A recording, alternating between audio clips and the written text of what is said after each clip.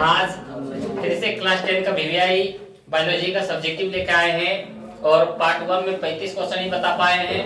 और आज इसमें से जो भी बाकी है, जो भी क्वेश्चन बचा हुआ, आज वो क्वेश्चन को बताया जाएगा। तो यदि आप लोग पहले वीडियो इसका पार्ट 1 वीडियो नहीं देखे हैं तो वो वीडियो जाके देख ले। उसका लिंक जो है इस वीडियो की लिंक डिस्क्रिप्शन बॉक्स में दिया जाएगा। और आज हम लोग ये 36 नंबर क्वेश्चन से पढ़ने जा रहे हैं। हम 35 क्वेश्चन तक पढ़ा दिए थे, तो 1 से लेके 35 तक हम पढ़ा दिए हैं। यदि वो वीडियो आप लोग नहीं देखे हैं तो वो जाके देख ले। ये सब देखिए क्वेश्चन पढ़ा चुके हैं। 1 से लेके 35 तक सारा क्या है, वीवीआई क्वेश्चन है, जो क्या है गेस किया गया क्वेश्चन है। और आपके बिहार बोर्ड मैट्रिक परीक्षा जो आपके साइंस का एग्जाम 20 फरवरी का होने जा रहा है, उसमें से सारा क्वेश्चन इसी वीडियो में से आने वाला है। ये आपका बायोलॉजी का क्या है, वीवीआई सब्जेक्टिव क्वेश्चन है, तो इसको अंत तक देखें जरूर। और आज हम लोग कहां से 36 नंबर से पढ़ने जा रहे हैं, क्योंकि 35 नंबर हम लोग पार्ट 1 वीडियो में पढ़ चुके थे। तो आज हम लोग आइए देखते हैं 36 नंबर से क्वेश्चन। और इस वीडियो में ऐसा नहीं है कि सिर्फ हम बताते हैं, इस वीडियो में हम आज भी कराते जाते हैं कि कौन सा क्वेश्चन किस तरह आज है। अधिक से अधिक क्वेश्चन क्या है हम यही आज करवा देते हैं। तो हम लोग कब देखते हैं क्वेश्चन नंबर 36। क्वेश्चन नंबर 36 है, मनुष्य में वृक्क का कौन सा कार्य करता है। मनुष्य में वृक्क कौन सा कार्य करता है। जो हमारे शरीर में वृक्क होता है वो बोल रहा है हमारे शरीर में क्या कार्य करता है। बोल रहा है मनुष्य में वृक्क 2 महत्वपूर्ण कार्य निम्न है। मनुष्य के वृक्क में क्या है, 2 महत्वपूर्ण कार्य निम्न है। जो पहला है रक्त को छानना। रक्त को छानना, रक्त के छानने के कौन काम करता है, वृक्क। ये जो होता है हम लोग का वृक्क, उसका काम क्या है, रक्त को छानना। और दूसरा बोल रहा है मूत्र का निर्माण करना। जो हम लोग का आता है टॉयलेट, उसका निर्माण करना किसके द्वारा आता है, वृक्क के द्वारा आता है। तब वृक्क का 2 कार्य होता है, कौन कौन, तो रक्त को छानना और मूत्र का निर्माण करना। तो ये हम लोग क्या है इसका जवाब दे सकते हैं। फिर क्वेश्चन नंबर देखते हैं अगला, मानव मूत्र के अवयवों की प्रतिशत मात्रा क्या है।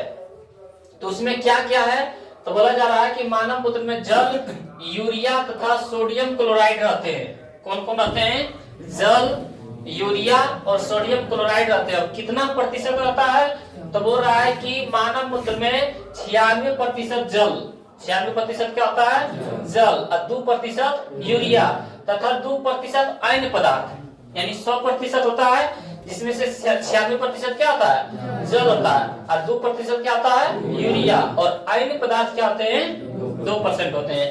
तो ये आप लोग जान गए कि उसमें क्या क्या मिलावट होता है। तो जल, यूरिया और सोडियम क्लोराइड, ये रहता है ना, सोडियम क्लोराइड, जिसमें जल कितना होता है 96% और यूरिया कितना होता है 2% और अन्य रहता है 2%। ये भी आप समझ गए होंगे। चलते हैं अगले क्वेश्चन की ओर। 38 नंबर में क्वेश्चन बोल रहा है, पौधे अपना उत्सर्जी पदार्थ किस रूप में निष्कासित करते हैं। जैसे हम लोगों का उत्सर्जी पदार्थ क्या हो गया था, पसीना, मूत्र, उसी तरह बोल रहा है कि पेड़ पौधे में भी तो उत्सर्जी पदार्थ होगा, तो वो अपना उत्सर्जी पदार्थ कैसे निकालते हैं। तो आप लोग देखते हैं कि पेड़ पौधे का हरा जो पत्ता होता है, धीरे धीरे ललून होते होते वो क्या है, अपने पेड़ से अलग हो जाते हैं। तो पेड़ पौधे या तो फलों के द्वारा, या तो पत्तियों के द्वारा, या तो छालों के द्वारा अपना क्या करता है, उत्सर्जी पदार्थ निष्कासन करता है। और हम लोगों से कम उत्सर्जी पदार्थ किसमें, पेड़ पौधों में होता है, क्योंकि वो पुनः फिर से दोबारा उपयोग कर लेता है। और हम लोग उत्सर्जी पदार्थ जो निकलता है हम लोग के शरीर से, अवशिष्ट पदार्थ, उसका पुनः उपयोग नहीं करते हैं। और पेड़ पौधे जो होता है वो हम लोग उससे जो उत्सर्जी पदार्थ निकलता है वो क्या करता है, पुनः उसका दोबारा उपयोग कर लेता है, जिनके कारण उसमें उत्सर्जी पदार्थ कम होता है। तो जो पत्ता देखते हैं हरा रहता है, वो धीरे धीरे ललून होकर गिर जाता है, वही क्या कहलाता है, अवशिष्ट पदार्थ पेड़ पौधों में। तो वही यहाँ पे बताया गया, पेड़ पौधे अपना उत्सर्जी पदार्थ किस रूप में निष्कासित करते हैं, तो किस रूप में निकालते हैं। तब पौधे अपना उत्सर्जी पदार्थ टेनिन, रेजिन, गोंद, टेनिन, रेजिन, गोंद एवं लैक्टेक्स के रूप में क्या करता है, निष्कासित करता है, या तो निकालते हैं। टेनिन, रेजिन, गोंद, ये सब क्या है, इसको मतलब जो अवशिष्ट पदार्थ होता है उसके निकालने का क्या एक माध्यम है। तो हम लोग बता सकते हैं कि पेड़ पौधे अपना उत्सर्जी पदार्थ किस रूप में निष्कासित करते हैं, तो टेनिन, रेजिन, गोंद और फिर बोलते हैं लेटेक्स, लेटेक्स के रूप में क्या करते हैं, निष्कासित करते हैं। और यहाँ पे फिर अगला क्वेश्चन है हमारा, पौधों में उत्सर्जन कैसे होता है। पौधों में उत्सर्जन, तो बोला पौधों में उत्सर्जन के लिए कोई विशेष अंग नहीं होता है, उसके लिए उत्सर्जन के लिए कोई विशेष अंग नहीं होता है। बोल रहा है कि पौधे अपने उत्सर्जित पदार्थ पत्तियों, छालों, फलों, बीजों के माध्यम से शरीर से निष्कासित कर देते, जिसमें भी होता है। जैसे मान लो कि पेड़ पौधे में टहनी में अवशिष्ट पदार्थ है तो वो पत्तियों में जम जाता है, जिनके कारण धीरे धीरे लहून हो जाता है और पत्ते से क्या हो जाते हैं, अलग हो जाते हैं, या तो फलों के द्वारा, या तो बीजों के द्वारा, या तो छालों के द्वारा। इससे क्या करता है, अपना उत्सर्जित पदार्थ सारा क्या कर देता है, अलग कर देता है। तो क्वेश्चन हम लोग के पास है, पौधों में उत्सर्जन कैसे होता है? तो पौधों में उत्सर्जन के लिए कोई विशेष अंग नहीं है। बोल रहा है पौधे अपने उत्सर्जित पदार्थ पत्तियों, छालों, फलों, बीजों के माध्यम से शरीर से क्या करते हैं, निष्कासित कर देते हैं। उसके बाद फिर देखते हैं क्वेश्चन नंबर 40, तंत्रिका तंत्र के क्या कार्य है? तंत्रिका तंत्र के क्या कार्य है? तो बोल रहा है सोचना, पढ़ना, याद रखना और भावनाओं का महसूस करना किसके काम है? तंत्रिका तंत्र के। जो हम लोग सोचते हैं, जो हम लोग पढ़ते हैं, जो हम लोग याद करते हैं, जो हम लोग महसूस करते हैं, वो किसके माध्यम से महसूस करते हैं? तंत्रिका तंत्र के माध्यम से। फिर बोल रहा है जागना, सांस लेना, चलना, बोलना और निगलना जैसी गतिविधियां, ये सब गतिविधि है ना, ये भी किनके द्वारा आता है? ये भी हमारा तंत्रिका तंत्र के द्वारा आता है। क्या है? जागना ये गतिविधि है, फिर सांस लेना गतिविधि है, चलना गतिविधि है, बोलना गतिविधि है, फिर बोला निगलना, कोई वस्तु को निगलना, ये सब क्या है? जैसी गतिविधियां, ये सब किसका कार्य है? तंत्रिका तंत्र के कार्य है। और फिर बोल रहा है तनावपूर्ण स्थिति में शरीर की प्रतिक्रिया। हम लोग या तो थक जाते हैं, तो कोई मेंटली प्रॉब्लम रहता है, जिनके कारण उसकी प्रतिक्रिया जो होता है, शरीर की प्रतिक्रिया होता है, किसके कारण होता है? तंत्रिका तंत्र के द्वारा। फिर बोल रहा है दिल की धड़कन बनाए रखना, किसके कारण? तंत्रिका तंत्र के कारण। तो तंत्रिका तंत्र के क्या कार्य है? पढ़ना, सोचना, याद रखना और भावनाओं को महसूस करना। फिर दूसरा हम लोग बोलेंगे जागना, सांस लेना, चलना, बोलना, निगलना जैसी गतिविधियां भी किनका कार्य है? तंत्रिका तंत्र के। और फिर बोलेंगे हम लोग तीसरा में कि तनावपूर्ण स्थितियों में शरीर की प्रतिक्रिया। और चौथा में बोलेंगे दिल की धड़कन बनाए रखना। ये सब किसका कार्य है? तंत्रिका तंत्र के। फिर 41 में देखते हैं तंत्रिका ऊतक कैसे क्रिया करता है? तंत्रिका ऊतक कैसे क्रिया करता है? तो बोला तंत्रिका ऊतक न्यूरॉन सेल से निकलकर बना होता है। किसे? न्यूरॉन सेल से मिलकर क्या होता है? बना होता है। ये जो तंत्रिका तंत्र है किससे मिलकर बना होता है? न्यूरॉन सेल से बना होता है। किससे से मिलकर बना होता है? न्यूरॉन सेल से। और सूचनाओं के आधार पर यह निर्णय लेते हैं तथा निर्णय को मांसपेशियों पर भेजते हैं। तंत्रिका तंत्र, हम लोग यदि कोई गर्म वस्तु को इस तरह टच कर दें तो तुरंत हाथ हट जाता है। ये तुरंत सूचना भेजता है तंत्रिका तंत्र को, गरम लग रहा है, हटाओ हाथ, तुरंत हट जाता है। हम लोग जो महसूस करते हैं, हम लोग देखते हैं कि कोई मारने से पहले हम लोग हाथ हटा लेते हैं, तो ये सूचना भेजता है। क्या भेजता है? सूचना, मार भेजने वाला, हटाओ जल्दी, तुरंत करंट जाता है, तुरंत हटाता है। जितना हम लोग करते हैं उतना जल्दी से भेज के फिर भेज देता है। हम लोग को कहीं दर्द महसूस होने लगता है, क्यों? जहां पे चोट लगता है वहां तुरंत करंट भेजता है दिमाग। तंत्रिका तंत्र के पास चोट लगा, दर्द बोलना हो, जल्दी बोलो दर्द हो, यहां से बोलता है दर्द हो, तो दर्द होने लगता है। ये किसका कार्य है? तंत्रिका तंत्र के कार्य है। मतलब जहां से भी हम लोग को थोड़ा झटका लगे और वहां पे जो हम लोग दर्द महसूस करते हैं, तब तक उतना देर में क्या है? तंत्रिका तंत्र के पास पहुंच के अब फिर रिटर्न होकर बोलता है दर्द हो। समझ रहे? जैसे हम लोग कोई महसूस करते हैं, अब मारना है, हाथा जितना जल्दी से हाथा उठा देते हैं, ये आदेश देता है कहाँ? तंत्रिका तंत्र को, हाथा उठा, तब उठाए था। ये क्या करता है? आदेश पहुंचाता है। वही बोल रहा है कि तंत्रिका ऊतक न्यूरॉन सेल से मिलकर बना होता है। सूचनाओं के आधार पर यह निर्णय लेते हैं तथा निर्णय को मांसपेशियों को भेजते हैं। जो हम लोग निर्णय लेते हैं, सोचो कितना फास्ट में काम करता है। इंटरनेट से भी सोचो हम लोग 1 GB लगता है, 5 GB ये समझ गए। हम अगला क्वेश्चन देखते हैं, प्रतिवर्ती क्रिया एवं प्रतिवर्ती चाप में क्या अंतर है? ये भी बहुत इंपॉर्टेंट है। प्रतिवर्ती क्रिया एवं प्रतिवर्ती चाप में क्या अंतर है? तो प्रतिवर्ती क्रिया, यह क्रिया है जिसमें मेरुरज्जु नियंत्रित करता है। प्रतिवर्ती क्रिया को कौन नियंत्रित करता है? मेरुरज्जु नियंत्रित करता है।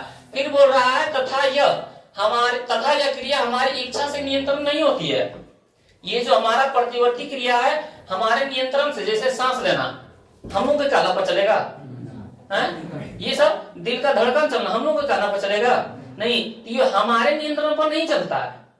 इसी को क्या कहते हैं? प्रतिवर्ती क्रिया। भाई बोल रहा है इसके विषय में हम सोच भी नहीं सकते हैं। अब वो बोलेगा कि जखनी पलक मतलब झपकाएगा ओखनी झपकाएगा, ये तो हमेशा पता नहीं चलता कखनी झपक जाता है। इधर घूमो झपक जाता है, इधर घूमो झपक जाता है, कहीं गलत जगह पर झपक जाए तो ये प्रतिवर्ती क्रिया क्या है? वह क्रिया जिसमें मेरुरज्जु नियंत्रित करता है। इसको कौन नियंत्रित करता है?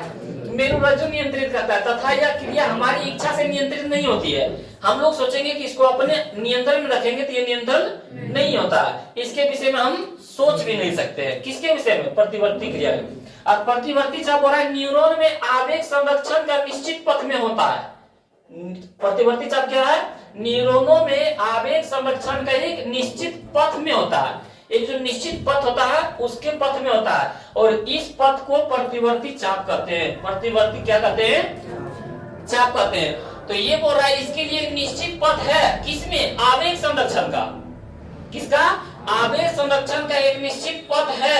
इसी को हम क्या बोलेंगे? इसी पथ को हम लोग बोलेंगे प्रतिवर्ती चाप। लेकिन प्रतिवर्ती क्रिया, यह क्रिया किसके द्वारा होता है? मेरुरज्जु के द्वारा चलता है, नियंत्रित होता है, और यह हमारे सोचने पर करने पर नहीं चलता है। इसके विषय में हम सोच भी नहीं सकते हैं। ये इंपॉर्टेंट क्वेश्चन है, इसको याद रखिएगा। इसमें तो सारा इंपॉर्टेंट है, सारा रखना है, क्योंकि इसी वीडियो में से जो पहले वीडियो बताया गया है तो उसी दोनों में से क्या है आपके बिहार बोर्ड मैट्रिक परीक्षा में क्या है? बायोलॉजी का क्वेश्चन, बायोलॉजी का सारा क्वेश्चन क्या है? इसी में से आएगा। और आप लोग इतना यदि तैयारी कर लेते हैं तो बहुत अच्छा क्या है आपका बायोलॉजी का तैयारी चलेगा। फिर बोला यहाँ पे हम लोग के पास पादप हार्मोन क्या है? दो पादप हार्मोन के नाम लिखे। पादप हार्मोन यानी जो हम लोग पढ़ते हैं पेड़ पौधे, क्या पढ़ते हैं? पादप क्या कहलाता है? पेड़ पौधे।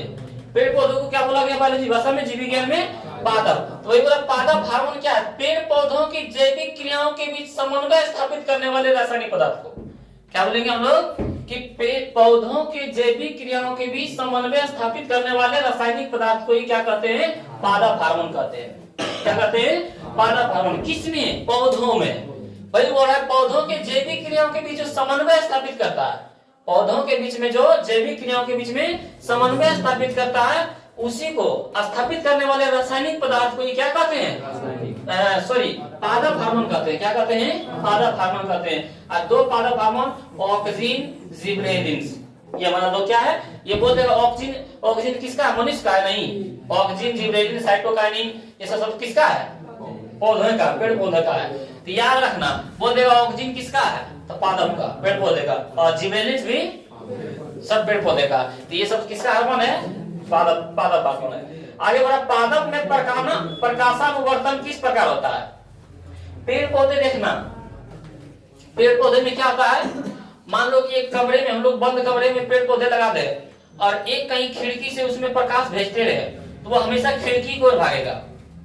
किधर भागेगा? खिड़की की ओर, क्योंकि जिधर से प्रकाश आता है, जिस दिशा से प्रकाश आएगा उसी दिशा में क्या है? वो जो लताएं या तो पेड़ पौधे लगाए रहते हैं उसी दिशा में जाएगा। तो वही यहाँ पे बोला जा रहा है कि पादप में प्रकाशानुवर्तन किस प्रकार होता है? मतलब पेड़ पौधों में, पेड़ पौधे के तने के ऊपरी भाग के द्वारा प्रकाश स्रोत की दिशा की ओर गति करना प्रकाशानुवर्तन कहलाता है। यानी जो पेड़ पौधे की टहनी होती है, तना होता है, वो किधर और दिशा में भागता है? जिधर प्रकाश हो।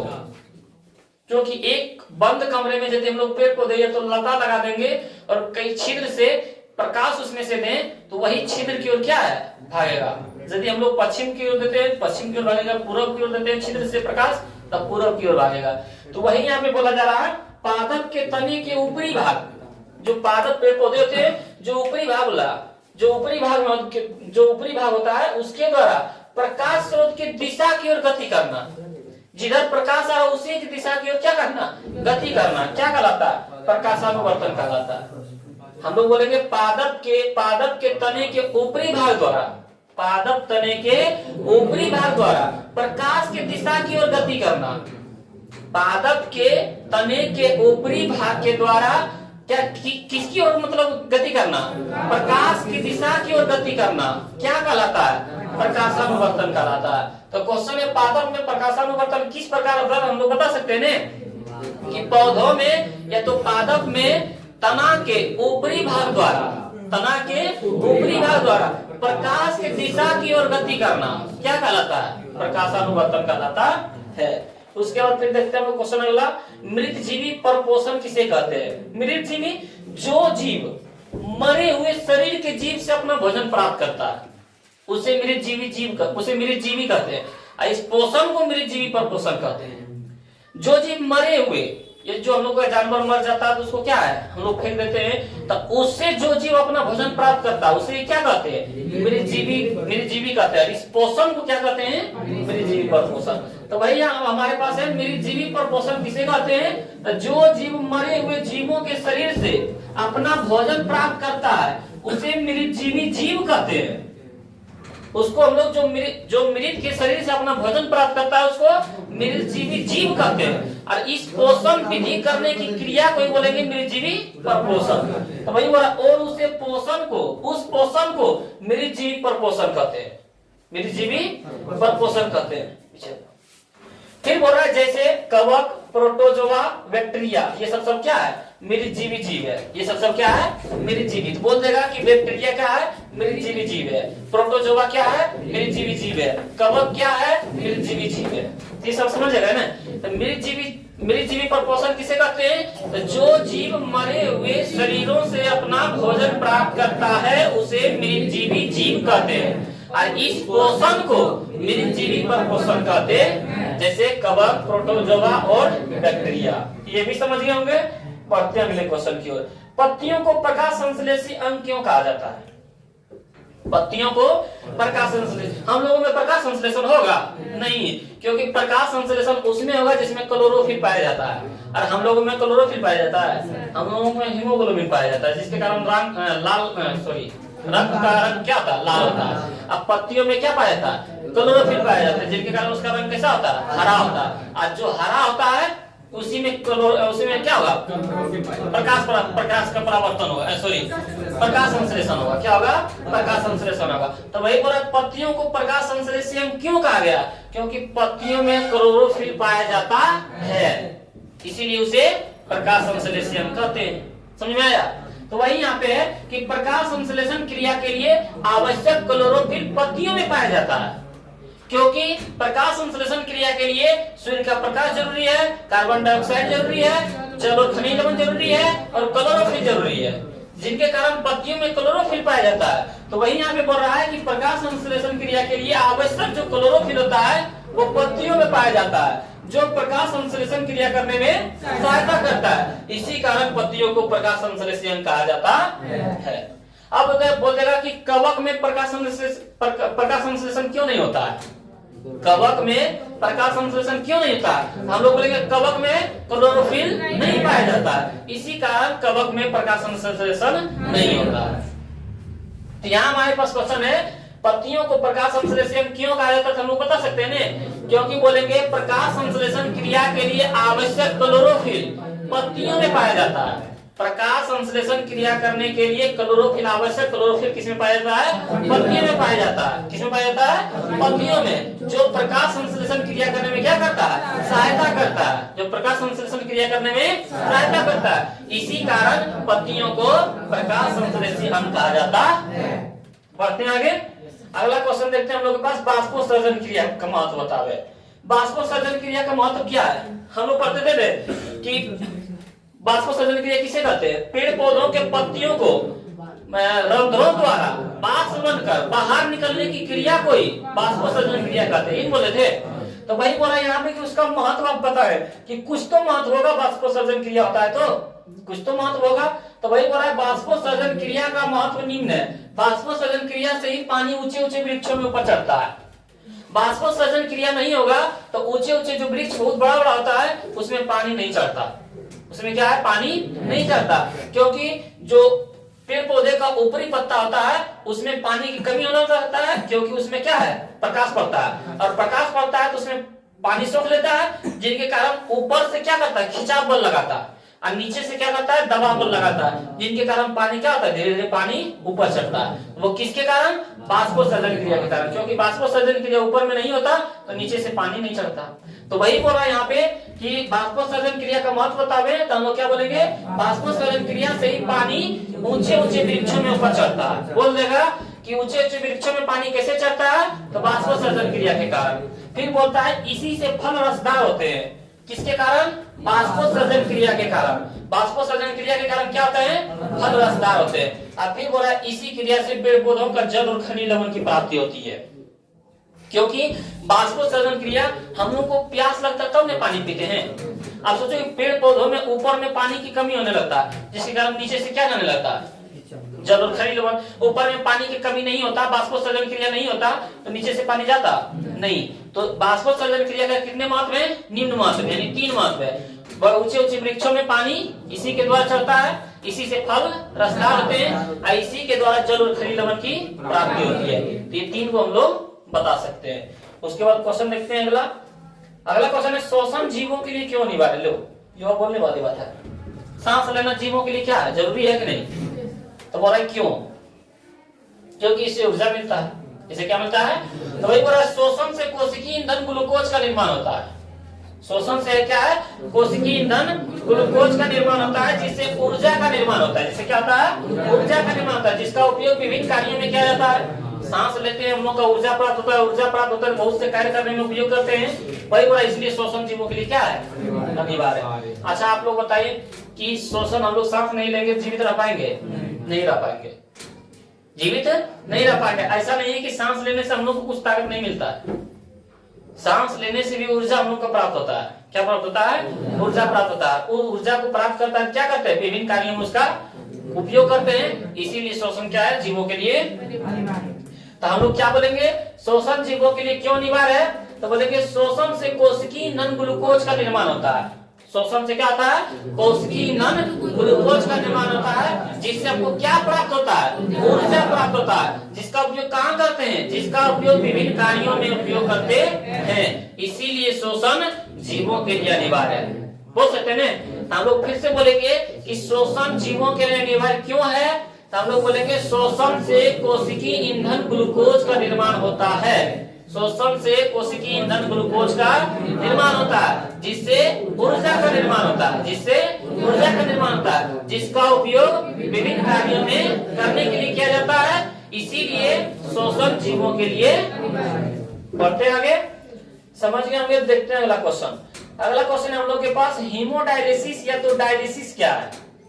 तो बोला है जब रक्त की छानने की क्रिया डायलिसिस मशीन के द्वारा होता है। अभी पढ़ाए थे रक्त छानने का क्रिया कौन करता है, ब्रिक पढ़ाए थे ना। सबसे पहला क्वेश्चन सर पढ़ाए थे ब्रिक का कार्य पढ़ाए थे। तो यदि ब्रिक हमारे शरीर में कार्य करना बंद कर दे, कार्य करना तो उसके लिए, क्योंकि अब तो रक्त को छानने का मशीन खराब हो गया, जो हम लोग का प्रकृति देन था, जो हम लोग को भगवान की तरफ से दिया था ब्रिक, वो खराब हो गया, जिनके कारण अब हम लोग मशीन लगाएंगे। अब मशीन के द्वारा छानने की क्रिया होगा। अब वही रक्त को छानने की क्रिया को क्या बोलते हैं, मशीन, हीमोडायलिसिस या तो डायलिसिस। जो ब्रिक का काम था, तो ब्रिक हमारे शरीर में खराब हो गया ना, जिनके कारण तो ब्रिक खराब हो गया, तो ये शरीर वाला नहीं समझेगा कि ब्रिक खराब हो गया चलो टेंशन हम लोग सह लेंगे। रक्त का जो काम है छानने का क्रिया, उसका तो होना चाहिए। तो वो रक्त को छानने की क्रिया कौन करता है, हीमोडायलिसिस या तो डायलिसिस। तो वही बोला जा रहा है यहाँ पे कि जब रक्त के छानने की क्रिया डायलिसिस मशीन के द्वारा आता है, किसके द्वारा आता है, डायलिसिस मशीन के द्वारा आता है, तो उसे ही हीमोडायलिसिस कहा जाता है। और इस विधि को तब अपनाया जाता है जब किसी व्यक्ति का ब्रिक कार्य नहीं करता। अभी पढ़े थे ना, ब्रिक कार्य करना बंद कर दे, उसका मतलब खराब हो जाए ब्रिक, तो ये क्या करता है, रक्त को छानना बंद कर देता है। और रक्त को छानना बंद कर देता है तो मनुष्य को जिंदा रहना है। और मनुष्य को जिंदा रखने के लिए जो अमीर आदमी होते हैं वो क्या करते हैं, हीमोडायलिसिस मशीन से अपना रक्त को छलवाते हैं, शुद्ध करवाते हैं। ब्रिक का काम यही ना, रक्त को शुद्ध करना। तो वही यहाँ पे बोल रहा है कि जब रक्त की छानने की क्रिया हीमोडायलिसिस मशीन के द्वारा होता है, जब रक्त को छानने की क्रिया हीमोडायलिसिस मशीन के द्वारा आता है, तो उसे क्या कहते हैं, हीमोडायलिसिस कहते हैं। और यह विधि कब अपनाया जाता है, जब अपना ब्रिक कार्य करना बंद कर दे, जब अपना ब्रिक कार्य करना बंद कर दे। ये भी समझ गए होंगे। देखते हैं अगला क्वेश्चन। अगला क्वेश्चन है ग्लोमेरुलर फिल्ट्रेशन। क्या बोला जा रहा है, ग्लोमेरुलर फिल्ट्रेशन। तो ग्लोमेरुलर छन्नी की तरह कार्य करता है। ये जो ग्लोमेरुलर है ये किसके तरह कार्य करता है, छन्नी की तरह। जो हम लोग छानते नहीं है, ये तो जो हम लोग आटा भी चालते हैं उसके तरह, छन्नी की तरह कार्य करता है। और रक्त के साथ ग्लोमेरुलस में यूरिया, यूरिक अम्ल, ग्लूकोज, लवण, प्रोटीन इत्यादि सभी आते हैं। किसके साथ, रक्त के साथ। कौन कौन आते हैं? तो यूरिया, यूरिक अम्ल, यूरिया और यूरिक अम्ल, ग्लूकोज लवण, प्रोटीन, ये सब क्या है? इनके साथ आते हैं, रक्त के साथ। तो बोलेगा रक्त के साथ कौन कौन आता है? तो यूरिया, फिर बोलेगा यूरिक अम्ल, फिर बोलेगा ग्लूकोज, फिर बोलेगा लवण, फिर बोलेगा प्रोटीन इत्यादि सभी आते। और इन सभी को छानकर अलग करना ही क्या कहलाता है? ग्लोमेरुलर फिल्ट्रेशन कहलाता है। तो ग्लोमेरुलर क्या है? एक छन्ना है। ग्लोमेरुलर क्या है? छन्ने की तरह क्या करता है? छानने की तरह काम करता है। क्या छानने की काम करता है? तो जो रक्त है वो रक्त के साथ क्या किया जाता है? तो हमारे पास यूरिया आ जाता है, यूरिक अम्ल आ जाता है, फिर ग्लूकोज आ जाता है, लवण आ जाता है, प्रोटीन आ जाता है। इस सबको छानने की क्रिया को ही क्या कहते हैं? ग्लोमेरुलर फिल्ट्रेशन कहते हैं। तो बोल रहे कि ग्लोमेरुलर फिल्ट्रेशन क्या है? एक छानने की क्रिया है। क्या है? छानने की क्रिया है। जो रक्त के साथ क्या क्या आता है? जो रक्त के साथ हमारे पास यूरिक अम्ल, उसके बाद है ग्लूकोज, लवण, प्रोटीन इत्यादि को छानने की क्रिया को ही वही बोला इत्यादि सभी आते हैं। इन सभी को छानकर अलग करने की क्रिया को क्या कहते हैं? Glomerular filtration. फिल्ट्रेशन यानी होता है फिल्टर कर दो, इसको बदल दो। हम लोग बोलते हैं तो ये क्या करता है? रक्त को क्या करता है? बदल देता है। किससे? यूरिक से, यूरिक अम्ल से, ग्लूकोज से, लवण से और प्रोटीन से। और इस अलग करने की विधि को हम लोग क्या बोलते हैं? Glomerular filtration. ये भी समझ गए होंगे। अगला देखते हैं रक्त का द्विगुण परिवहन। बहुत वीवीआई इसमें सारा बोल सकते हैं वीवीआई, लेकिन जो बात है वो थोड़ा ज्यादा जो क्वेश्चन होता है तो वही बोला रक्त का द्विगुण परिवहन क्या है? तो रक्त का परिवहन, रक्त का परिवहन का चक्र पूरा करने में रक्त हृदय से होकर 2 बार गुजरता है। इस प्रकार के रक्त परिवहन को द्विगुण परिवहन कहते हैं। ये जो हमारा रक्त है उसको एक बार चक्कर लगाने में ये हृदय से 2 बार गुजरना पड़ता है। हृदय से कितना बार गुजरना पड़ता है? 2 बार गुजरना पड़ता है। 2 बार गुजरने के कारण ही उसे बोला गया रक्त का द्विगुण परिवहन। हम लोग क्या बोलेंगे? रक्त का परिवहन एक चक्र को पूरा करने के लिए, रक्त का परिवहन एक चक्र को पूरा करने के लिए हृदय से उसे 2 बार होकर गुजरना पड़ता है। रक्त का एक चक्कर पूरा करने के लिए हृदय से उसे 2 बार गुजरना पड़ता है। और इसी 2 बार गुजरने की प्रक्रिया को क्या कहते हैं? रक्त का द्विगुण परिवहन कहते हैं। तो वही देखिए यहाँ लिखा हुआ है रक्त के परिवहन का एक चक्र पूरा करने में रक्त हृदय से होकर 2 बार गुजरता है। इस प्रकार रक्त परिवहन को क्या कहा गया? द्विगुण परिवहन कहा गया। तो बढ़ते हैं अगले क्वेश्चन की। फिर आगे बढ़ा कायिक जनन क्या है? क्या बज रहा है? कायिक जनन क्या है? हम लोग बोलेंगे जनन की वह प्रक्रिया जिसमें पादप शरीर का कोई भाग जैसे जड़, तना या पत्ती उससे अलग होकर नए पौधे का निर्माण करता है, उसे कायिक जनन कहते हैं।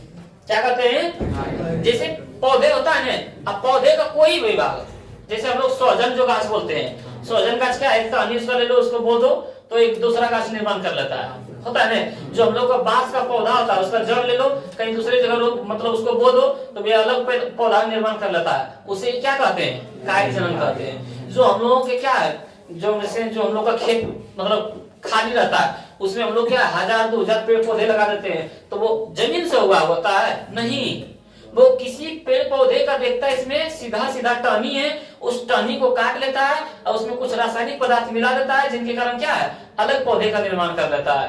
होता है ना, हम लोग के गांव में देखा होगा कि ट्रैक्टर पर, गाड़ी पर लगभग पूरा गाड़ी भर के आता है पेड़ पौधा, तो वो जमीन से बीज के द्वारा उगा हुआ है? नहीं, वो कायिक प्रबंधन के द्वारा क्या है? उसको अलग मतलब पौधा बनाया गया।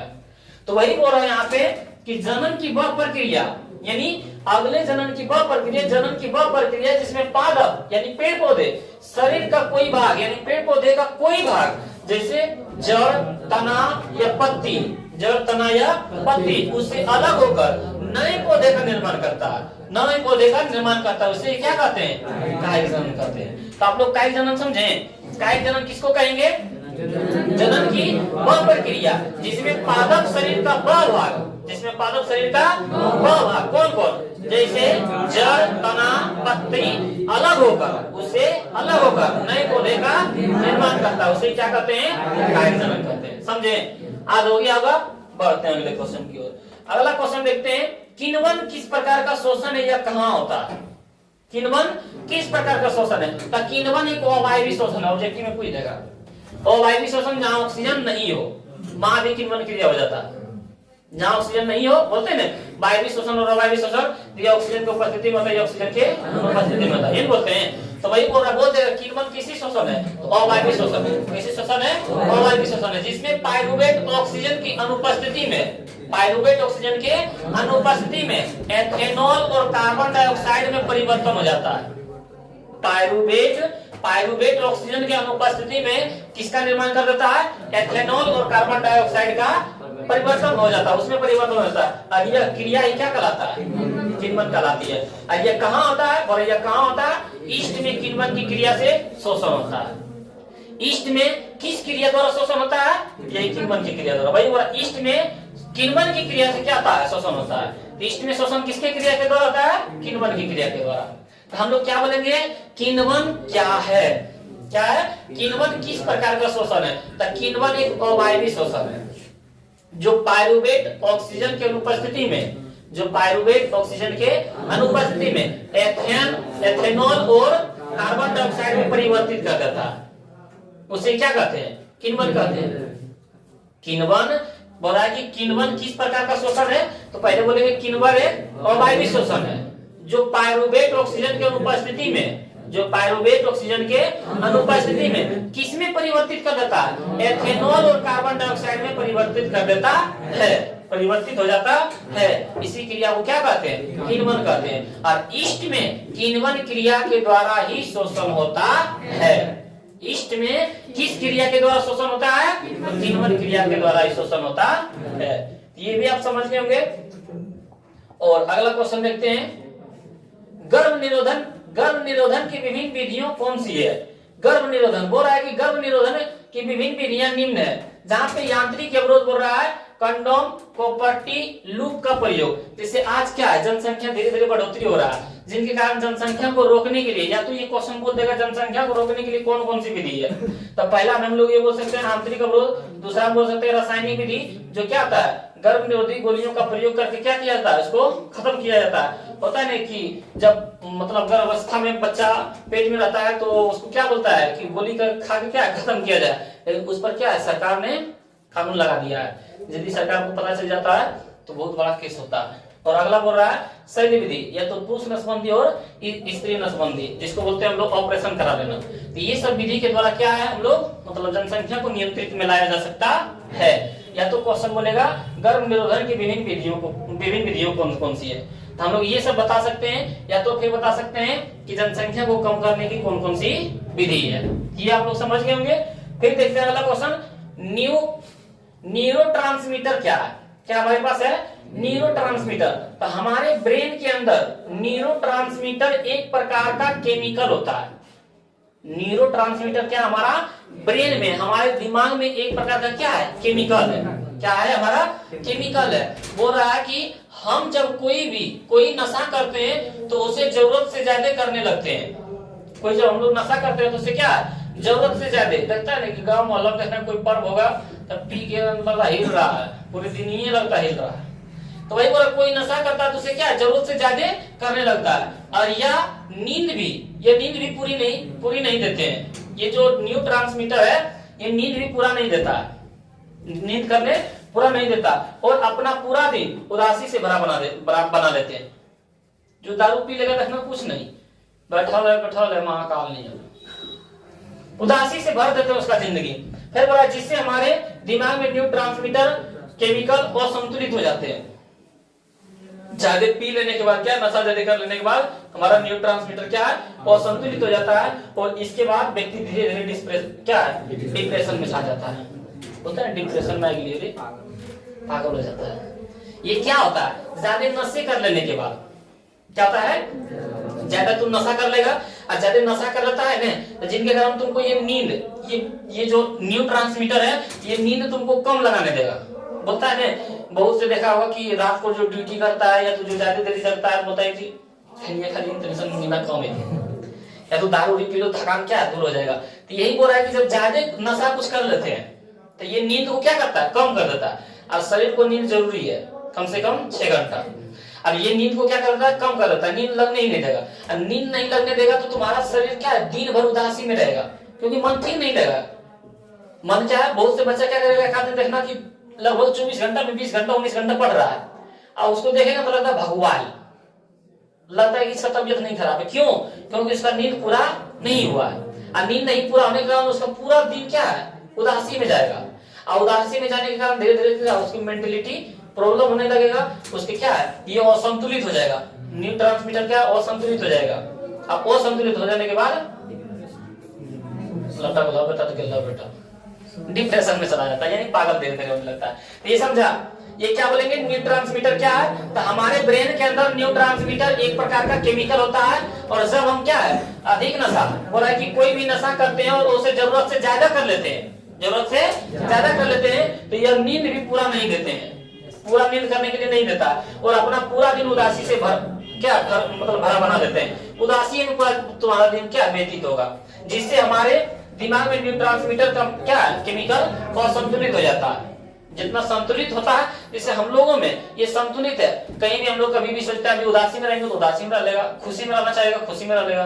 लेकिन जब ज्यादा नशा कर लेते हैं तो वो क्या, उसका जिंदगी असंतुलित हो जाता है, न्यूरोट्रांसमीटर, जिनके कारण क्या है, उसका पूरा दिन उदासी में जाता है। और इसके बाद व्यक्ति धीरे धीरे कहां चला जाता है, डिप्रेशन में चला जाता है। अगला क्वेश्चन है, पिट्यूटरी ग्रंथि को मास्टर ग्रंथि क्यों कहा जाता है? पिट्यूटरी ग्रंथि को मास्टर ग्रंथि क्यों कहा जाता है? तो पिट्यूटरी ग्रंथि कई अन्य महत्वपूर्ण अंतःस्रावी ग्रंथियों का भी नियंत्रित करती है। जो पिट्यूटरी ग्रंथि है, जितने भी अंदर में हमारा अंतःस्रावी ग्रंथि है, सबका कंट्रोल कौन करता है? पिट्यूटरी ग्रंथि। जैसे हम लोग का घर का एक मालिक होता है, पिताजी या दादाजी, ये क्या करता है, पूरे घर बार को देखता है, किसके पास क्या कमी है, किसके पास ज्यादा है, उसको नियंत्रित करना, देखभाल करना, जिसको हम लोग उसको बोलते हैं मालिक। उसी तरह इसको पिट्यूटरी ग्रंथि को क्या बोला गया, मालिक, मास्टर। क्यों? क्योंकि जितने भी हमारे शरीर के अंतःस्रावी ग्रंथि है, सब पर क्या करता है, नियंत्रित करता है कि किसको कितना मतलब हार्मोन चाहिए, किसको कितना कम चाहिए, ज्यादा चाहिए, इसको क्या चाहिए, वो कौन देखभाल करता है? पिट्यूटरी ग्रंथि। इसीलिए इसको क्या कहा गया, मास्टर ग्रंथि। तो वही बोला, पिट्यूटरी ग्रंथि कई अन्य महत्वपूर्ण अंतःस्रावी ग्रंथियों का भी नियंत्रित करती है, इसीलिए इसे मास्टर ग्रंथि भी कहा जाता है। समझ में आया? ऑब्जेक्टिव में पूछ जाएगा, किस ग्रंथि को मास्टर ग्रंथि कहा जाता है? पिट्यूटरी ग्रंथि को क्या कहा जाता है, मास्टर ग्रंथि कहा जाता है। अगला क्वेश्चन है हम लोग के पास, परागन क्या है, पर परागन की परिभाषा दे।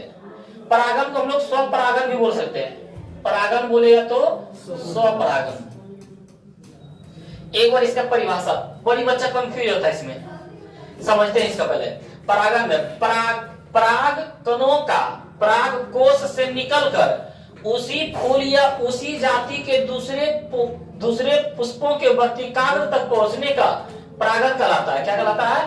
परागन या स्वपरागन कहलाता है। अब पर परागन, जब एक पुष्प के परागकण दूसरे पौधे पर स्थित फूल के वर्तिकाग्र पर पहुंचते हैं तो उसे पर परागन कहते हैं। नहीं समझेंगे, देखिए मान लेते हैं यहाँ पे एक कमल है, ये क्या है, हमारा कमल के फूल है, कमल का फूल है। इसका जो परागकण है, फूल छूने के बाद उसमें देखना टेंशन हम लोग का क्या है, कुछ अनुभव होता है, लगा हुआ हम लोग।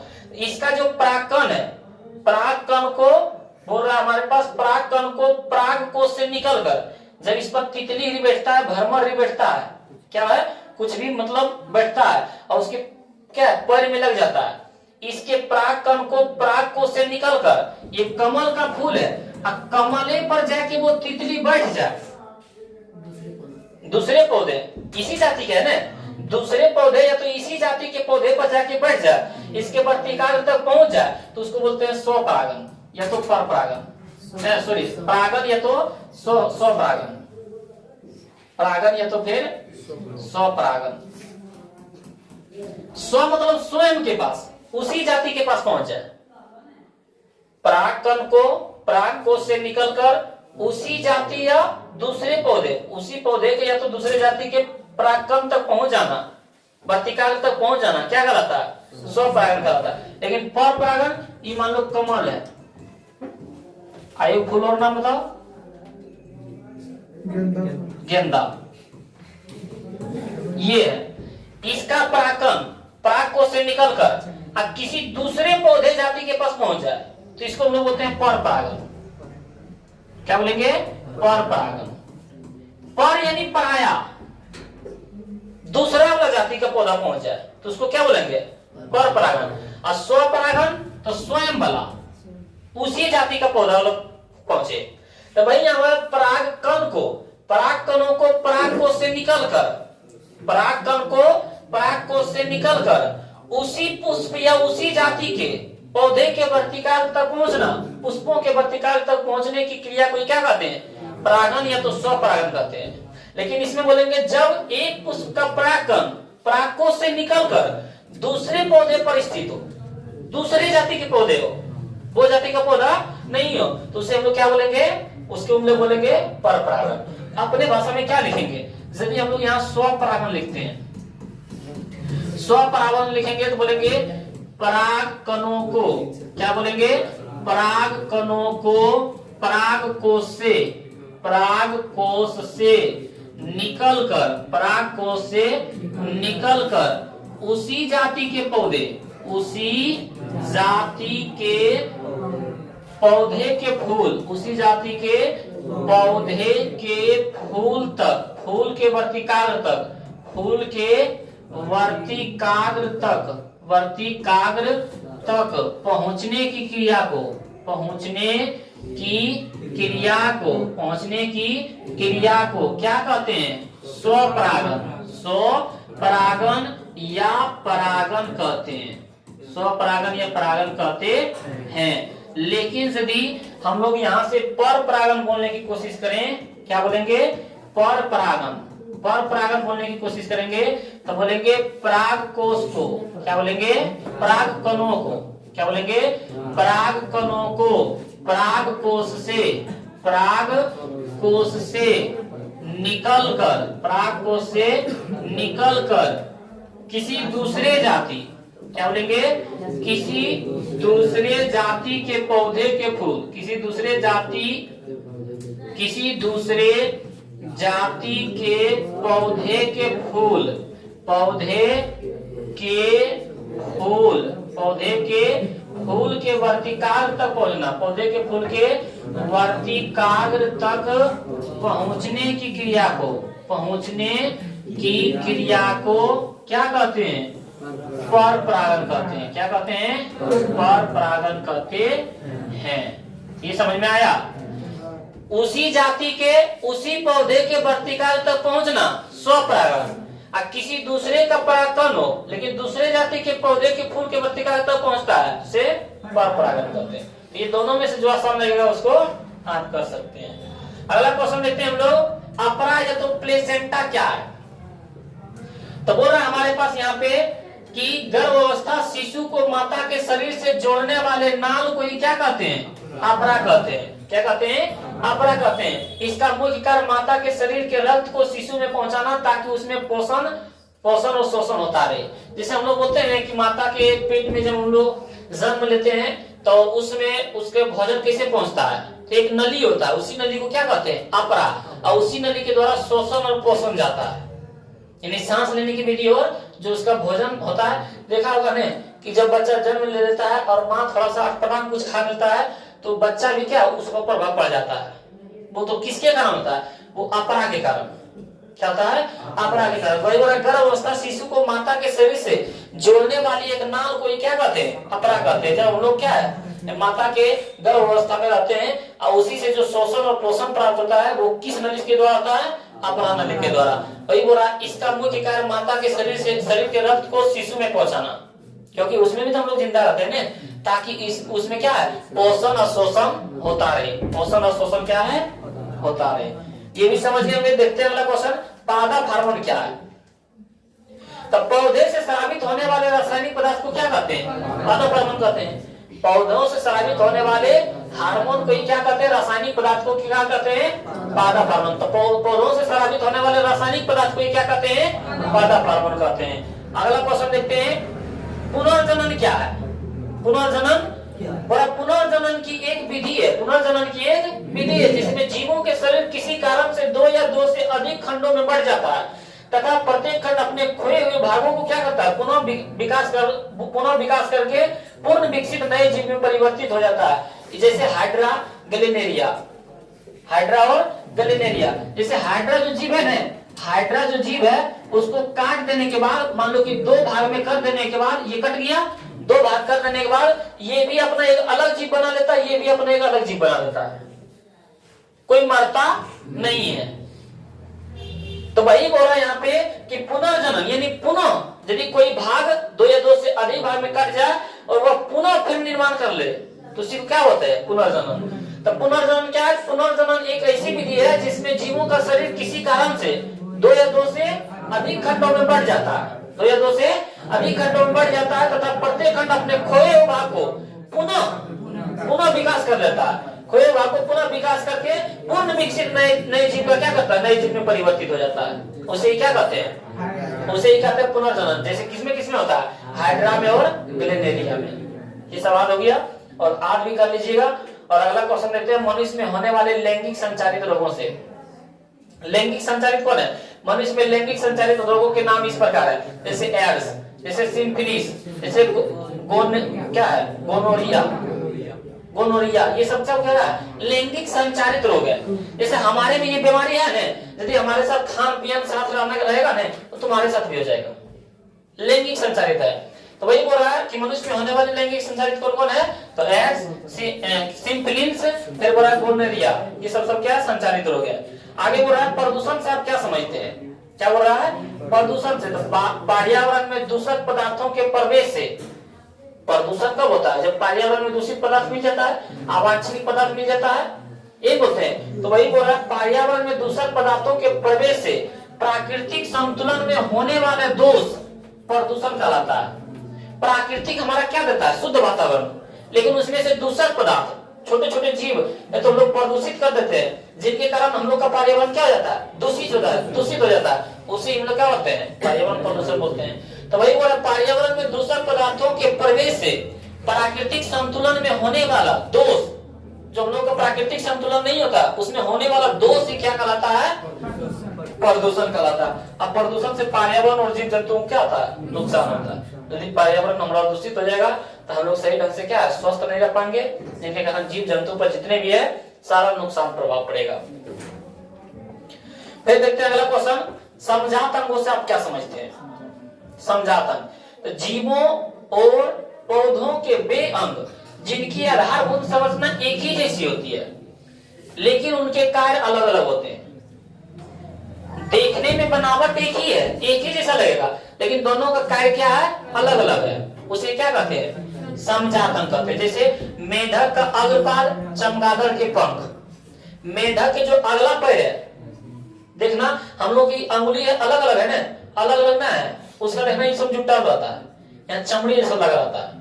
मेढक का अगला पैर, और ये चमगादड़ का जो पक्षी है उसी तरह रहेगा। जो चमगादड़ का पंख जो होता है ना, ये पक्षी जैसा नहीं होता है, इसी तरह रहेगा, लेकिन इसमें क्या चमड़ा लगा रहता है। तो दोनों एक ही जैसा लग रहा है, मेढक के अगला पैर और चमगादड़ के पंख दोनों देखने में एक ही जैसा लग रहा है, लेकिन दोनों का कार्य अलग अलग है। ये चलने में काम करता है, ये उड़ने में काम करता है। तो वही यहाँ पे बोल रहा है जीवों और पौधों के वे अंग जिनकी आधारभूत संरचना एक ही जैसी हो, दोनों देखने में एक ही जैसा लगे, लेकिन उसका कार्य अलग अलग हो। वे चलने में काम करते हैं, उड़ सकते हैं वे, और ये चल सकते हैं। तो वे चलने में कार्य करते हैं, ये उड़ने में कार्य करते हैं। दोनों का कार्य अलग अलग है, लेकिन संरचना आधार क्या है, एक ही जैसा। उसे क्या कहते हैं, समझात अंग। और समरूपम इसका उल्टा, समरूपम में बोलेंगे उनका कार्य एक ही हो लेकिन उनकी आधार संरचना अलग अलग हो, उसे समरूपम कहेंगे। ये समझ गए होंगे, तो वो भी क्या है, समझ गए। अगला क्वेश्चन देखते हैं, आहार श्रृंखला क्या है, एक स्थलीय आहार श्रृंखला उदाहरण दें। आहार श्रृंखला या खाद्य श्रृंखला जीवों के बीच भोजन के लिए निर्भर को दर्शाने वाला एक आरेख है। आहार श्रृंखला किसको कहेंगे, जैसे मान लो कि हम लोग जो वस्तु को आहार करते हैं यानी ग्रहण करते हैं उसका, जैसे यहाँ पे देखते हैं आहार श्रृंखला एक उदाहरण, ये जो घास है, घास खाने वाला कौन है जानवर, हिरन, और हिरन को खाने वाला कौन है, शेर। यानी इसका कहना है कि जो प्रथम है ये तो हमारा क्या है, ये हमारा घास घास पत्ता है, लेकिन ये जो हमारा क्या है शाकाहारी है, ये क्या है शाकाहारी है, और ये जो क्या है मांसाहारी है, क्या है मांसाहारी। तब पेड़ पौधों की टहनियां घास पत्ते ये सब कौन खाता है शाकाहारी, और शाकाहारी को कौन खाता है मांसाहारी, ये होता है। तो वही बोल रहा है यहाँ पे आहार श्रृंखला, यानी जो भोजन हम लोग करते हैं उसका श्रृंखला क्या है। तब पेड़ पौधे पत्तियों टहनियों को कौन खाता है शाकाहारी, और शाकाहारी को कौन खाता है मांसाहारी, यही तो हमारा आहार श्रृंखला है। तो वही यहाँ पे बोल रहा है आहार श्रृंखला या खाद्य श्रृंखला। आहार श्रृंखला भी खाने का श्रृंखला है, खाद्य श्रृंखला भी खाने का श्रृंखला है, और जीवों के बीच भोजन के लिए निर्भरता रहना क्या है, निर्भरता को क्या करते हैं, निर्भरता को दर्शाने वाले को क्या कहते हैं आहार श्रृंखला। ये हिरण किस पर निर्भर रहेगा घास पर, ये शेर किस पर हिरण निर्भर रहेगा हिरण पर, इसी श्रृंखला को तो क्या कहते हैं आहार श्रृंखला कहते हैं, क्या कहते हैं। उसके बाद देखते हैं क्वेश्चन नंबर 65, जल संरक्षण के क्या उपाय है। जल संरक्षण, जल को बचाया कैसे जाए, इसके लिए क्या उपाय है। तो पहला में बोल रहा है जल का उपयोग सीमित आवश्यकता के साथ करनी चाहिए, जितना हमको जल की आवश्यकता है उतना ही इसका उपयोग करें, ज्यादा इसको बर्बाद ना करें, इससे क्या होगा हमारा जल संरक्षण होगा, जल का बचाव होगा। और दूसरा में बोल रहा है जल को कभी भी बर्बाद नहीं करना चाहिए, जल को बर्बाद हम लोग क्या करते हैं, मान लो कि मोटर के पास नहाने जाते हैं तो मोटर को स्टार्ट करते हैं, हम लोग साबुन भी लगा रहे हैं तब फिर भी पानी बह रहा है, ये क्या बर्बाद है, बर्बाद को नहीं करना चाहिए, जल को कभी भी बर्बाद नहीं करना चाहिए। फिर बोला वर्षा जल का कुआं या तालाब में संचित करना चाहिए। जब हम लोग का वर्षा का मौसम आता है तो क्या होता है बारिश होता है, बारिश होने के कारण हम लोग यदि पानी को संचित नहीं करते हैं तो वो नदी नाला में बह के क्या है चले जाते हैं समुद्र में, लेकिन उसको क्या होता है उस जल को संग्रह करें या तो कुएं में या तो तालाब में, इस तरह मतलब संग्रह करने से क्या होगा फसल हमारा सूखेगा नहीं, फसल के समय में क्या होगा काम आएगा। तो वही बोला हम लोग के पास कि जल संरक्षण के क्या उपाय है, तो हम लोग बोलेंगे जल का उपयोग सीमित आवश्यकता के साथ करनी चाहिए, जितना हम लोग का सब सीमित हो। फिर वह जल को कभी भी बर्बाद नहीं करना चाहिए। तीसरा में वर्षा जल या कुआं, वर्षा जल का कुआं या तालाब में क्या करना चाहिए संचित करना चाहिए। कितना क्वेश्चन है, अगला क्वेश्चन लेते हैं परागण और निषेचन क्रिया में अंतर। तो पराग कोश से पराग कणों को निकलकर, पराग कोश से पराग कणों को निकलकर वर्तिकाल तक पहुंचने की क्रिया को क्या कहते हैं परागण कहते हैं, क्या कहते हैं परागण कहते हैं। तो परागण किसे कहते हैं, पराग कोश से पराग कणों को निकलकर वर्तिकाल तक पहुंचने की क्रिया को क्या कहते हैं परागण कहते हैं। और निषेचन किसे कहते हैं, नर युग्मक और मादा युग्मक के मिलने की क्रिया को क्या कहते हैं निषेचन कहते हैं। तो ये दोनों में अंतर बोल सकते हैं कि परागण किसे कहते हैं, तो पराग कोश को परागकण को पराग कोश से निकलकर वर्तिकाल तक पहुंचने की क्रिया को क्या कहते हैं परागण कहते हैं। निषेचन नर युग्मक और मादा युग्मक के मिलने की क्रिया को क्या कहते हैं निषेचन कहते हैं। इसके बाद अगला क्वेश्चन देखते हैं लैंगिक जनन किसे कहते हैं। तो जिस प्रक्रिया में नर और मादा जीव के बीच जनन होता है उसे क्या कहते हैं लैंगिक जनन कहते हैं। जिस प्रक्रिया में क्या है नर और मादा यानी पुरुष और स्त्री दोनों जीव के बीच क्या होता है जनन होता है उसे क्या कहते हैं लैंगिक जनन कहते हैं। जैसे हम लोग में क्या है लैंगिक जनन है, हम लोग में क्या है लैंगिक जनन है। लैंगिक जीवों में लैंगिक जो जीव होता है उसके आकार में क्या होता है बदलाव होता है। हम लोग क्या अलग अलग तरह के देखते हैं। जैसे हम लोग का क्या हो गया कोई तरह का पक्षी ले लो सब एक ही जैसा देखने में लगेगा, लेकिन हम लोग का क्या है अलग अलग है। और लैंगिक जनन से हम लोग क्या मजबूत होते हैं, ज्यादा मतलब मजबूत होते हैं। जो छोटे छोटे जीव है जैसे मान लो कि पिपरी होता है खोटा होता है वो एक ही जैसा लगता है देखने में, तो उसका क्या है लैंगिक जनन। तो वही बोल रहा है यहाँ पे कि जिस प्रक्रिया में नर और मादा दोनों के जीव जनन होता है उसे क्या कहते हैं। और जिसमें एक ही हो या तो नर भाग ले तो मादा भाग ले उसे क्या कहते हैं अलैंगिक जनन। वो दोनों में उसमें क्या नर और मादा दोनों भाग नहीं देता है उसे क्या कहते हैं अलैंगिक जनन कहते हैं। आगे बढ़ा अलैंगिक जनन किसे कहते हैं, देखो फिर आगे। तो अलैंगिक जनन की वह प्रक्रिया है जिसमें नर और मादा युग्मकों का सम्मेलन नहीं होता है, नर और मादा उसमें जरूरी नहीं होता और ना ही युग्मनज का निर्माण होता है। लैंगिक जनन में क्या है युग्मनज का निर्माण होता है, लेकिन अलैंगिक जनन में युग्मनज का निर्माण नहीं होता है। इसमें केवल एक ही जन्म से नए जीव का निर्माण होता है, एक ही जन्म से या तो नर हो या तो मादा हो। तो इसमें क्या बोलेंगे अलैंगिक जनन की वह प्रक्रिया है जिसमें नर और मादा दोनों भाग नहीं लेते हैं या तो दोनों में संलयन नहीं होता और ना ही युग्मनज का निर्माण होता है। तो इसमें केवल एक ही जनन की नए जीवों का निर्माण होता है। एक ही जनन से क्या होता है, नए जीवों का निर्माण हो जाता है, उसे क्या कहते हैं, अलैंगिक जनन। फिर बात समरूपम क्या है, देखो फिर आ गया, अभी बनाए थे समझातन, अभी क्या आ गया समरूपम। तो इसमें समरूपम में कार्य क्या होगा, एक ही होगा, लेकिन उसकी संरचना क्या होगा, अलग अलग। तो यहाँ पे देखते हैं, बोला विभिन्न जीवों में पाए जाने वाले ऐसे अंग जो उत्पत्ति और संरचना भिन्न भिन्न हो, देखने में अलग अलग लगे, लेकिन कार्य क्या हो, एक ही हो, लेकिन कार्य में यहाँ क्या होगा, लेकिन कार्य में समान हो, उसे समरूपम कहा जाता है। जैसे तितली का पंख और पक्षी का डेना, तितली का पंख अलग देखने में लगेगा, रंग बिरंग, और जो पक्षी का डेना होता है उसका अलग देखने में लगेगा, लेकिन दोनों का कार्य क्या है, उड़ने का ही काम है। तो जिसका संरचना अलग अलग हो लेकिन कार्य समान हो, उससे हम लोग क्या कहेंगे, समरूपम। समझात अंग जिसका देखने में या तो जिसका आधार क्या हो, आधार एक ही हो लेकिन कार्य अलग अलग हो। इसमें कार्य दोनों का एक ही है, पक्षी भी डेना से उड़ने का काम करता है और तितली अपने पंख से उड़ने का काम करता है, समझ रहे हैं। तो हम लोग समरूप हम क्या बोलेंगे कि विभिन्न जीवों में पाए जाने वाले ऐसे अंग जिसकी उत्पत्ति और संरचना क्या हो, भिन्न भिन्न हो लेकिन कार्य समान हो, उसे क्या कहते हैं, समरूपम कहा जाता है। जैसे तितली का पंख और पक्षी का अगला बोल रहा है अनुवांशिकता किसे कहते हैं, अनुवांशिकता किसे कहते हैं, तो माता पिता के गुणों को पीढ़ी दर पीढ़ी बढ़ते जाने की क्रिया को क्या कहते हैं, अनुवांशिकता कहते हैं। जैसे बोलता है ना, जब बच्चा जन्म लेता है बोलता है कि नाक गया इसके पापा पर, आंख गया की मम्मी पर, तो पीढ़ी दर पीढ़ी बढ़ते जाने की क्रिया को क्या कहते हैं, अनुवांशिकता। मतलब माता पिता का कुछ गुण ग्रहण कर लेना, कुछ गुण ग्रहण कर लेना क्या कहलाता है, अनुवांशिकता कहलाता है।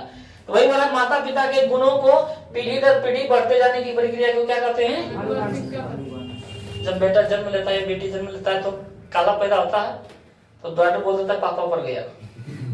ये नहीं बोलता है कि लड़की मेकअप करके आ जाता है शादी के समय, उसमें तो गोर लेता है, लेकिन बाद में पता चलता नहीं, बोल देता है किस पर, तो हो गया। ये सब किसके कारण होता है, अनुवांशिकता के कारण होता है। आगे बढ़ो, ओजोन परत की क्षति हमारे लिए चिंता का विषय है, क्यों। ओजोन परत, ओजोन परत की क्षति चिंता का विषय है क्योंकि इससे पराबैंगनी विकिरण पृथ्वी की सतह तक पहुंचते हैं। यदि हमारा ओजोन परत नहीं रहेगा, ओजोन परत क्या नहीं रहेगा, तो ये जो डायरेक्ट जो हमारे सूर्य से पराबैंगनी किरण आता है वो डायरेक्ट कहां पहुंचेगा, पृथ्वी पर, जिनके कारण मनुष्यों को घातक बीमारी से क्या ग्रसित कर देगा। कैंसर ये जो बीमारी किससे होता है, पराबैंगनी किरण से। तो वही बोला यहाँ पे कि ओजोन परत की क्षति चिंता का विषय है क्योंकि इसे पराबैंगनी किरण पृथ्वी की सतह तक पहुंचते हैं और कई समस्या पैदा हो सकती है। यदि हमारे पास यदि ओजोन परत नहीं रहेगा, यदि उसका क्षति हो जाएगा तो डायरेक्ट पराबैंगनी किरण कहां पहुंचेगा, पृथ्वी पर, जिनके कारण इससे कई समस्या पैदा होगा, गंभीर स्तर को बीमार से ग्रसित कर देगा, जैसे त्वचा कैंसर, मोतियाबिंद और अन्य बीमारी। इसीलिए क्या है बोला, ओजोन परत क्षति के लिए हमारे लिए क्या है, चिंता का विषय है। यदि ओजोन परत क्षति हो जाएगा तो ये चिंता का विषय है, बहुत चिंता का विषय है, क्योंकि पराबैंगनी किरण को कौन रोकता है, ओजोन परत ही रोकता है। क्या है, ओजोन परत। तो हम लोग बोल सकते हैं कि ओजोन परत की क्षति हमारे लिए चिंता का विषय क्यों है। हम लोग क्या बोलेंगे, ओजोन परत की क्षति चिंता का विषय इसलिए है क्योंकि इसे पराबैंगनी किरण क्या करता है, पृथ्वी की सतह तक पहुंचते हैं। पृथ्वी यदि हमारे पास ओजोन परत नहीं रहेगा तो पराबैंगनी किरण क्या है, डायरेक्ट कहां पहुंचेगा, पृथ्वी की सतह तक पहुंचेगा और कई समस्या पैदा हो सकते हैं, कई समस्या पैदा हो सकते हैं, जैसे त्वचा कैंसर, मोतियाबिंद और अन्य बीमारी। हाँ, चौपट सफेद हो जाता है, दिखाता है, दिखबे नहीं करेगा, बोलते नहीं तो रकम दिया फिजिक्स में मोतियाबिंद ऊपर में, मतलब इनमें जो है नहीं दिखाएगा, सादा हो जाएगा। जैसे भूता जैसे तुम बड़ी उदाहरण देता है, बताओ ना कब बोला तुम भूत लाई भूता तुम कम लगता है, तुमको देख के डर जाएगा भूता, बाबा दादा मरा गया बाग, ये भूत से क्या तुम्हें, भूत था है ना, कैसे इंग्लिश पढ़ा, टेंस कितने प्रकार के, 3 प्रकार के, प्रेजेंट, पास्ट, फ्यूचर। प्रेजेंट यानी वर्तमान, पास्ट यानी भूत, फ्यूचर यानी भविष्य, सही बोलता है। वर्तमान काल है, भूतकाल था, भविष्यत आएगा। तब भूत था, यही ना लोग बोलते हैं। वर्तमान जो चल रहा है, भविष्य जो आने वाला है, अब भूत क्या है जो खत्म हो गया, तब भूत था। तो यू डरता, अब नहीं डरेगा, समझा है ना। भूत आपने 12 बजे संस्थान में चल जाना और करने वाला, लेकिन साधारण में नहीं होता है। जहाँ उसका वो बसेरा है थोड़ा बहुत होता है उसकी आत्मा। फिर बोला परिसंचरण तंत्र से आप क्या समझते हैं? तो बोला रक्त वाहिनी और हृदय मिलकर जो तंत्र का निर्माण करता है उसे क्या कहते हैं? परिसंचरण तंत्र। परिसंचरण तंत्र किसे कहते हैं? तो रक्त वाहिनी और हृदय मिलकर जो तंत्र का निर्माण करता है उसे क्या कहते हैं? परिसंचरण तंत्र कहते हैं। तो परिसंचरण तंत्र कौन कौन मिलकर बनता है? रक्त वाहिनी और हृदय, ये जो दोनों तीनों मिलकर जो तंत्र का निर्माण करता है उसे क्या कहते हैं? कभी लोग पसंद मत देंगे। अगला देखो क्वेश्चन, जैविक निम्नीकरणीय पदार्थ क्या है? जैविक निम्नीकरणीय पदार्थ क्या है? जो पदार्थ सूक्ष्म जीवों के द्वारा सड़ गलकर नष्ट हो जाता है उसे जैविक निम्नीकरणीय पदार्थ कहते हैं। और अजैविक निम्नीकरणीय पदार्थ तो जो चीज या तो जो पदार्थ सूक्ष्म जीवों के द्वारा सड़ गलकर नष्ट नहीं होता उसे अजैविक निम्नीकरणीय पदार्थ कहते हैं। जैसे प्लास्टिक होता है ना, ये सब रबड़, ये सब जल्दी सड़ता नहीं है। तो यहाँ पे जैव निम्नीकरणीय पदार्थ क्या है? तो जो जीव सूक्ष्म जीवों के द्वारा सड़ गलकर नष्ट हो जाता है उसे क्या कहते हैं? जैसे पुआल किसको होता है? नेमारी को। घास, पेड़ पौधे की पत्तियां, ये सब क्या है? छोटे पौधों के द्वारा, छोटे जीवों के द्वारा सड़ गलकर क्या आता है? नष्ट हो जाता है। इसे जैव निम्नीकरणीय पदार्थ कहते हैं। क्या कहते हैं? अगला देखते हैं हम लोग, हमें वन तथा वन्य जीवों का संरक्षण क्यों करना चाहिए? हमें वन तथा वन्य जीवों का संरक्षण क्यों करना चाहिए? तो वन और वन्य जीवों का संरक्षण करना इसलिए जरूरी है क्योंकि ये मानव जीवन के लिए बहुत महत्वपूर्ण है। वन तथा वन्य जीवन, वन यानी जंगल, और जो जंगल में जीव भी रहते हैं उसका भी संरक्षण करना क्या है? बहुत जरूरी है। क्या है?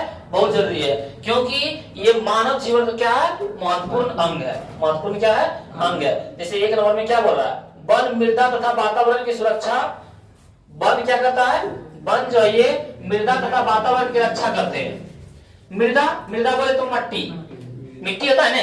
जैसे कि वन जहाँ पे रहता है, जंगल जहाँ रहता है, वहां ज्यादा पेड़ पौधे होते हैं। अब पेड़ पौधे क्या करते हैं? मिट्टी को पकड़ के रखता है, जिनके कारण मिट्टी कटाव नहीं होता है। तो वही बोला, वन जो है मृदा को भी बचाता है और वातावरण की सुरक्षा को भी बताता है, रक्षा करता है। वातावरण की जो सुरक्षा होता है तथा गैसीय संतुलन को स्थापित करता है। जो हमारा कार्बन डाइऑक्साइड और ऑक्सीजन है इसको क्या करता है? संतुलन बनाए रखता है। मान लो पेड़ पौधा नहीं होगा तो कार्बन डाइऑक्साइड की जनसंख्या क्या हो जाएगा? बढ़ जाएगा। इसकी संख्या बढ़ जाएगा, ऑक्सीजन की कमी हो जाएगा, जिनके कारण हम लोगों को प्रभाव पड़ेगा। ये गैसों का क्या करता है? संतुलन में स्थापित करते हैं। और दूसरा में वन वर्षा में सहायक है। वर्षा जहाँ पे ज्यादा वन होता है वहां पे वर्षा भी क्या होता है? अधिक होता है। तो वर्षा कराने में कौन मदद करता है? वन यानी जंगल। और तीसरा बोलेंगे वन महत्वपूर्ण आर्थिक संसाधन है। आर्थिक संसाधन नहीं है हम लोग के पास। हम लोग होते हैं फर्नीचर बनाने में या तो कोई भी वस्तु बनाने में किसका उपयोग करते हैं? लकड़ी का। लकड़ी का उपयोग औषधि का निर्माण कहाँ से होता है? वन से ही होता है ना। बहुत से संजीव है जलावन की लकड़ी कहाँ प्राप्त करते हैं? वनों से प्राप्त करते हैं। तो ये सब क्या है? महत्वपूर्ण आर्थिक संसाधन है। तो वन हम लोग के क्या है? महत्वपूर्ण है। वही बोल रहा है कि यहाँ पे वन और वन्य जीवों का संरक्षण करना क्या है? इसलिए जरूरी है क्योंकि ये मानव जीवन के लिए क्या है? महत्वपूर्ण है, बहुत महत्वपूर्ण है। जैसे वन मृदा तथा वातावरण की रक्षा करते हैं तथा गैसीय संतुलन को क्या करता है? स्थापित करते हैं। दूसरा में वन वर्षा में सहायक है। तीसरा में वन महत्वपूर्ण आर्थिक संसाधन है। उसके बाद क्वेश्चन देखते हैं, डीएनए और आरएनए में अंतर। डीएनए और आरएनए में, डीएनए का फुल फॉर्म क्या है? डीऑक्सीरिबोन्यूक्लिक एसिड। डीऑक्सीरिबोन्यूक्लिक एसिड। तो वही बोला डीएनए आनुवांशिक सूचना संचरण के लिए जिम्मेदार है। ये जो आनुवांशिक सूचना होता है उनके संचरण के लिए क्या है? जिम्मेदार है। जबकि आरएनए आनुवांशिक कोड संचारित करता है। ये क्या करता है? आनुवांशिक सूचना संचरण के लिए जिम्मेदार है। लेकिन जो आरएनए है, रिबोन्यूक्लिक एसिड, ये जो अनुवांशिक कोड संचालित करता है, और जो प्रोटीन निर्माण के लिए क्या है, आवश्यक है। तो डीएनए का काम क्या होता है, अनुवांशिक सूचना संचरण के लिए जिम्मेदार है, लेकिन जो आरएनए है वो अनुवांशिक कोड संचालित करता है। अब दोनों क्या है, प्रोटीन निर्माण के लिए क्या है, सहायक है। तो लोग डीएनए और आरएनए में क्या है, ये अंतर बता सकते हैं। ये क्वेश्चन शायद आपका लास्ट है, और बायोलॉजी में लगभग 75 क्वेश्चन बताया गया, जो कि आपके क्या है, बिहार बोर्ड मैट्रिक परीक्षा में इसी में से आपका सारा ऑब्जेक्टिव आ जाएगा।